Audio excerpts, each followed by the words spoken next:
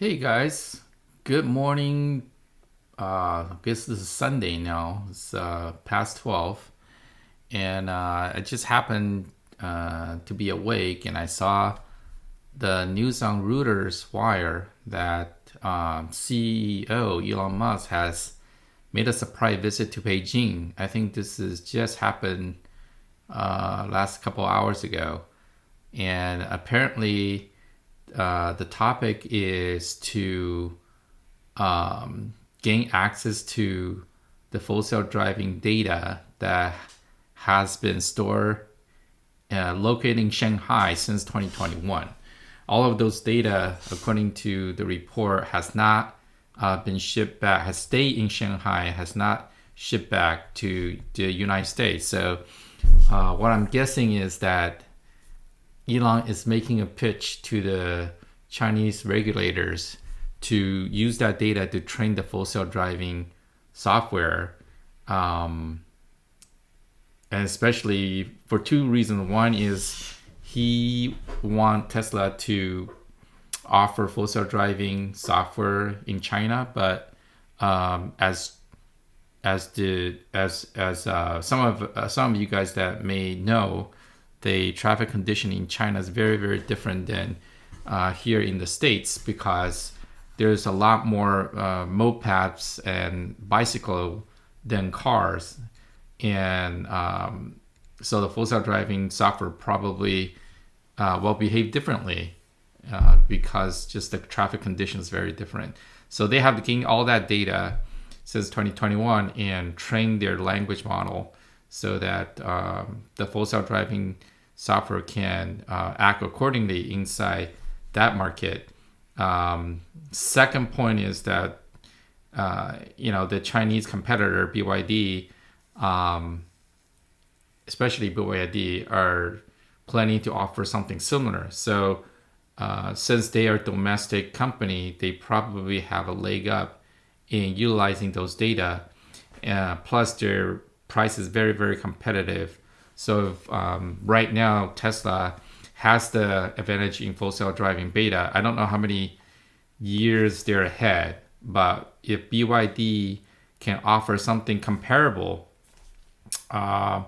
then it's gonna create, I would say, probably a threat to Tesla's dominance. BYD already passed Tesla in the United States and probably combined Europe. So and their price is cheaper. So once they have the software that is comparable to Tesla's full self driving software, it's gonna be a uphill battle for Tesla. So I think the reason why Elon made a surprise visit is to try to get that going so that they have a chance to compete with BYD. And I don't know if it's in the car that they want to simultaneously release, the whatever the cyber cap is on August 8th, both in United States but also in China. Certainly, I see there's that urgency, and this is right after Elon has delayed his visit to India. So you can see that he's really focusing on getting the autonomy story accelerated as much as he can. I mean, this is Sunday. Like he said on the earning call, he always work on weekend, rarely take any day off. So, and this is definitely a proof. And this week is also happens to be the auto show week, and GM CEO Mary Barra actually made a surprise visit this past Fridays. So I think that maybe also play a factor in Elon's visit, even though Tesla doesn't have a booth in the auto show. So so I thought this is a very interesting story. Just came off the wire, and want to let people know.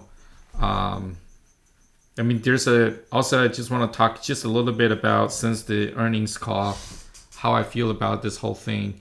I think you guys probably watched a lot of the YouTube stream already, and heard about from a lot of the famous influencers about what they think, and I agree to a lot of the points, but I do worry, especially before the earning call. I think a lot of us, including myself, very concerned about whether or not when Elon says balls to the wall, I was very afraid that he is just go all in on full self-driving software car with no steering wheel.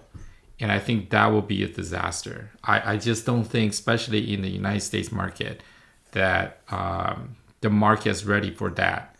I think there's definitely a need for a sort of a dual route, right? He definitely should continue to pursue the autonomy vehicle without a driver.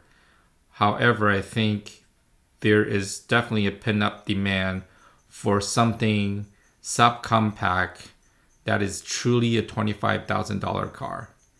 And that platform will not only sell well in the United States and can compete with the subcompact market, such as the Subarus and the Civic, like Corolla, but it will also be very, very popular in the European market, as we all know that small cars there are very popular. So, but I don't think people are ready to give up their right for driving. Especially here in the United States, people love driving their car. I think they're fine to know that they have the ability to let the car to drive, but I certainly don't want to give up my ability to drive. So there's this love affair with cars, especially in the United States culture, right? So I just don't think that people are ready to just basically give up. So I think there's definitely a need for Tesla to release a true $25,000 subcompact car. I would even think that they should introduce a 4-door instead of a 2-door. Maybe that's a variant, but 2-door is not as practical, right? Like 4-door is much more practical. So I hope somebody within Tesla can really influence Elon's decision, and this last earning call, I think, give us some hope that they are actually doing that. Because if you look at some of the comments that they made, this is actually the transcript of that call, but in here you'll see that I think earlier in the conversation they talk about accelerating their time schedule to introducing the $25,000 car. And by how do they do that? By reusing the current production line and use elements of the next generation platform's components. So there's a lot of speculations about using the 48 volt architecture system and also the drive-by-wire. Those are two key things I believe that should be a plug and play. And if they can also remove some of the luxury items, offer like a rear wheel drive, I think they'll be getting close to $25,000. Full self-driving beta obviously was the main topic, and just anecdotally asking around people that I know, there definitely people are definitely using it, especially during the trial period. So I think the hope is that once people start using it, they're going to like it, and they will continue to pay the $99 per month as a subscription fee. And that definitely will add to the bottom line. And I think Wall Street will really like this because this is a predictable income stream. So this is definitely a huge bet. And I think this is one of the chapters that when Tesla and the investor looking back, this is one of those moments where,